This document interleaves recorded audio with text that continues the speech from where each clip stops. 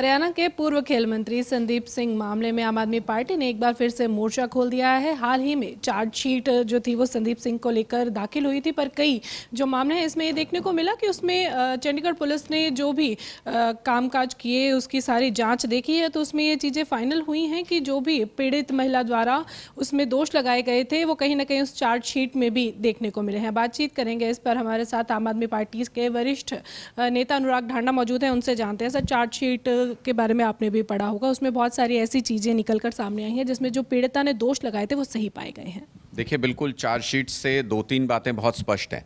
एक कि मंत्री संदीप सिंह पूरे मामले में झूठ बोल रहे हैं। उन्होंने जो भी बयान दिए पुलिस को वो बाद में गलत पाए गए। उन्होंने अपने बार बार बयान बदले और लाई डिटेक्शन टेस्ट कराने से मना किया। दूसरी तरफ पीड़िता ने जो भी बयान दिए सही पाए गए, एविडेंसेस मिले उसके सपोर्ट में और लाई डिटेक्शन टेस्ट कराने को पीड़िता तैयार है। इन दोनों बातों से पता चलता है कि मंत्री संदीप सिंह झूठ बोल रहे थे इस पूरे मामले में। इसका मतलब जो आरोप हैं वो पहली दृष्टि में सत्य साबित होते हैं, पहली दृष्टि में सही नज़र आते हैं। दूसरी बात, उन्होंने अपने पद का दुरुपयोग किया इस पूरे मामले में। कई सारे चीज़ों में ट्रांसफ़र, पोस्टिंग से लेके विदेश में ट्रेनिंग तक, जो सरकारी नियम के हिसाब से जो चीज़ें नहीं होनी चाहिए थी वो हुई हैं। मंत्री के पास फाइल नहीं आती है नियम के हिसाब से इन पूरे मामलों में। मंत्री के पास लाई गई फाइल, मंत्री के पास फाइल लाने के लिए उसके साथ छेड़छाड़ की गई, फ्लूइड का इस्तेमाल किया, नीचे लिखा कि फॉरवर्डेड टू खेल मंत्री। किसने लिखा? कोई अधिकारी मानने को तैयार नहीं, हमने लिखा। इसका मतलब सरकारी दस्तावेज़ों के साथ छेड़छाड़ हुई। अपने पद का, अपनी पावर का दुरुपयोग करके उस फाइल को अपने पास बुलाया गया, इन्फ्लुएंस किया गया बार बार। ये दोनों बातें साबित करती हैं कि उन्होंने अपने मंत्री पद से न्याय नहीं किया, जो शपथ ली थी उस शपथ को तोड़ा। ये दो बातें जब स्पष्ट हो जाती हैं तो तीसरी बात आती है कि इस पूरी जांच को इन्फ्लुएंस करने की कोशिश हुई। ये बार बार हमने अभी भी देखा कि सीआईडी के लोग खुद धमका रहे हैं जाके पीड़िता को, वो साफ स्पष्ट नज़र आ रहा है। मंत्री पद से नहीं हटाया, हरियाणा ओलंपिक संघ के अध्यक्ष पद से नहीं हटाया ताकि बयानों को बदलवाया जा सके, दबाव बनाया जा सके, ये सारी चीज़ें। और चंडीगढ़ पुलिस ने एक धारा ड्रॉप कर दी दुष्कर्म की कोशिश के आरोप की, जबकि सारे कोरेबोरेटिव एविडेंसेस हैं और घटना के वक्त सिर्फ पीड़ित और आरोपी मौजूद थे। आरोपी झूठ बोल रहा है हर मामले में, पीड़ित हर मामले में सच बोल रही, तो उसका बयान माना जाना चाहिए था, क्यों नहीं माना गया? तो ये सारी चीज़ें अपने आप में स्पष्ट करती हैं कि कहीं ना कहीं दबाव में ये पूरी जांच हुई है, इन्फ्लुएंस करने की कोशिश हुई है।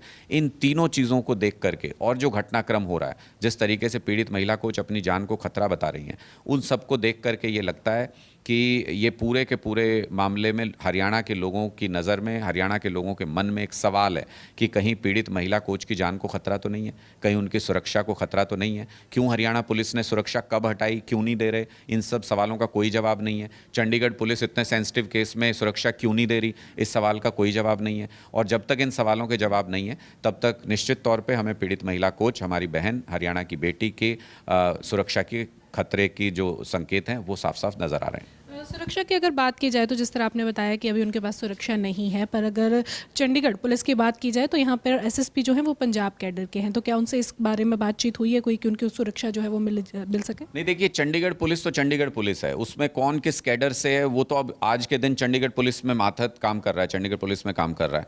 तो ये तो सारे अधिकारियों से जो एसआईटी की जांच में शामिल थे और जो बाकी अधिकारी भी हैं, ये तो उनसे स्पष्ट तौर पे पूछा जाना चाहिए और कोर्ट पूछेगा भी, मुझे लगता है कोर्ट में जब इस मामले को लेकर के जाएंगे कि इस बारे में क्यों नहीं निर्णय लिया गया, क्यों बात नहीं की गई। तो जब कल से ये वीडियो सार्वजनिक है कि उनको धमकी दी जा रही है और इतना सेंसिटिव केस है, वो इकलौती गवाह हैं, रेप की कोशिश का जो आरोप है उसमें इकलौती गवाह हैं वो उस पूरे मामले में, उस लोकेशन पे वही मौजूद थी। तो ऐसी स्थिति में उनकी जान को अगर खतरा होता है तो ये पूरे केस के ऊपर संदेह कहीं ना कहीं आ जाएगा, क्वेश्चन मार्क लग जाएगा। ऐसी स्थिति में उनको सुरक्षा क्यों नहीं दी जा रही, ये सबसे बड़ा सवाल अपने आप में आज के दिन में। क्या पंजाब से अनुरोध करेंगे कि वो महिला कोच को जो है वो सुरक्षा प्रदान करें? देखिए, पहला ज्यूरिसडिक्शन हरियाणा का बनता है क्योंकि वो वहाँ रहती हैं। हरियाणा पुलिस को सुरक्षा देनी चाहिए। अगर हरियाणा पुलिस से ही जान को खतरा है, हरियाणा की सरकार ही पीछे पड़ी है पीड़ित महिला कोच के, तो फिर जो सेकंड रिस्पॉन्सिबिलिटी है वो चंडीगढ़ पुलिस की है, क्योंकि सेंसिटिव केस है, उन्होंने पूरी जांच की है, उनको पता है कि ये पीड़ित महिला कोच की जान को खतरा हो सकता है, धमकियां भी मिली हैं, उसके भी सबूत दिए हैं पीड़ित महिला कोच ने। तो चंडीगढ़ पुलिस क्यों नहीं सुरक्षा मुहैया करा रही? और अगर ये दोनों, यूटी प्रशासन भी और हरियाणा सरकार भी फेल रहते हैं, भारतीय जनता पार्टी के प्रशासन दोनों, अगर ये फेल रहते हैं सुरक्षा उपलब्ध कराने में, तो फिर हम हर संभव मदद के लिए तैयार हैं। हमने पहले भी कहा है कि पीड़ित महिला कोच जो कहेंगी उनकी मदद के लिए हम तैयार हैं। अनुराग जी, हाल ही के सेशन की अगर बात की जाए तो मानसून सेशन में आम आदमी पार्टी ने विधानसभा के बाहर से अपनी हाजिरी जो है वहां पर लगवाई थी और वहीं पर विपक्षी दल ने मुख्यमंत्री को अंदर घेरा था इस्तीफे की मांग को लेकर के, पर वो इस्तीफा हुआ नहीं है। मुख्यमंत्री ने साफ तौर पर मना कर दिया कि चाहे कुछ हो जाए मैं इस्तीफा नहीं लूंगा। इसे किस तरह से देखते हैं? ये बेशर्मी है इस सरकार की, और मैं कहूँगा विपक्ष की भी बेशर्मी है कि अंदर घेर रहे थे, कह रहे थे कि इस्तीफा देना चाहिए संदीप सिंह को, और फिर कुछ ही देर बाद गोलगप्पे खा रहे थे मुख्यमंत्री जी के साथ विपक्ष के नेता। तो ऐसे तो कोई मांग नहीं होती। अगर आपके हरियाणा की बेटी की जान को खतरा है और अगर उसके साथ नाइंसाफ़ी हो रही है तो 31 विधायक चुन के भेजे हैं कांग्रेस पार्टी के, क्यों नहीं लड़ते विधानसभा के अंदर? कैसे बर्दाश्त करते हैं कैसे व्यक्ति को अपने साथ बैठना जो कि पीड़ित महिला कोच के साथ छेड़छाड़ का आरोपी है, जिसके चार्जशीट फाइल हो चुकी है। इस बारे में तो न सरकार ने कोई स्टैंड लिया, न विपक्ष ने कोई स्टैंड लिया।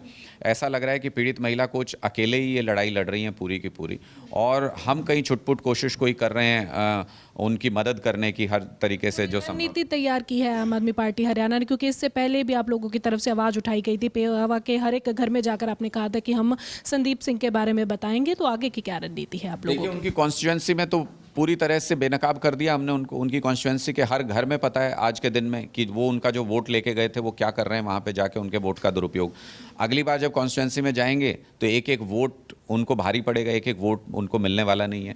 दूसरा कि ऐसा तो नहीं चलेगा, अगर मुख्यमंत्री मनोहर लाल खट्टर जी को लगता है कि कुछ दिन में ये बात आई गई हो जाएगी, ऐसा तो नहीं होने देंगे मुख्यमंत्री जी। मंत्री संदीप सिंह अगर नहीं बर्खास्त किए जाते हैं इस पूरे मामले के बाद भी, चार्जशीट होने के बाद भी, तो पूरे हरियाणा को पता है क्या करना है। उनको हर गली, हर गांव, हर मोहल्ले जहां वो जाएंगे काले झंडे दिखाएंगे हरियाणा की जनता, और ऐसे मुख्यमंत्री को, जो ऐसे मंत्री को बचा रहा है, उनको भी पूरे हरियाणा के अंदर काले झंडे आने वाले दिनों में दिखाएंगे लोग। लोगों के अंदर आक्रोश है, गुस्सा है इस पूरे मामले इसको लेकर के किसी कोई टाइम बाउंड या फिर अल्टीमेटम भी दिया गया है? नहीं, हमने तो स्पष्ट तौर पे कहा है कि 15 सितंबर तक इनको ये फैसला करना होगा कि क्या वो एक आरोपी, एक अपराधी के साथ खड़ी है हरियाणा सरकार, या फिर पीड़ित महिला कोच जो हरियाणा की बेटियों का एक तरीके से रिप्रेजेंटेशन है, हरियाणा की महिलाओं का रिप्रेजेंटेशन है, या फिर उसके खिलाफ खड़े हैं। ये दोनों चीज़ें स्पष्ट करनी होंगी। अगर मुख्यमंत्री अपना स्टैंड तब तक यही रखते हैं जो उन्होंने विधानसभा के अंदर कहा, तो निश्चित तौर पे हरियाणा के हर हिस्से में महिलाएं भी और पूरी जनता उनका विरोध करेगी। तो ये थे हमारे साथ आम आदमी पार्टी हरियाणा के वरिष्ठ नेता अनुराग ढांडा, जिन्होंने कहा कि 15 सितंबर तक का समय जो है वो हरियाणा सरकार को भी दिया गया है कि वो फिलहाल इस मामले पर अपना जो रुख है वो स्पष्ट करें, नहीं तो काले झंडे जो हैं वो बड़े स्तर पर दिखाए जाएंगे। साथ ही साथ इन्होंने संदीप सिंह की बर्खास्तगी की भी मांग की है। वीडियो जर्नलिस्ट ललित के साथ खबरें अभी तक के लिए चंडीगढ़ से हरसिमरत।